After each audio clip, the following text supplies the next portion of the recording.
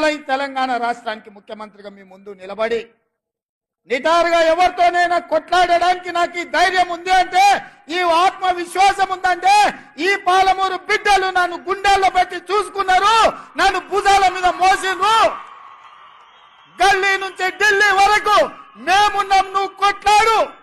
అది మోడీ అయినా సరే, కేడీ అయినా సరే, బిల్లా అయినా సరే, రంగా అయినా సరే, ఎవరినైనా నువ్వు ఎదురొడ్డి నిలబడు, తొడగొట్టి పడగొట్టు అని మీరు చెప్పిండ్రు. కాబట్టి ఇవాళ ఈ ఆత్మవిశ్వాసంతో నిన్న మొన్న నరేంద్ర మోడీ గారి మీటింగ్ లో కూడా నా రాష్ట్రానికి నువ్వు నిధులు ఇవ్వాల్సిందే, అభివృద్ధికి సహకరించాల్సిందే.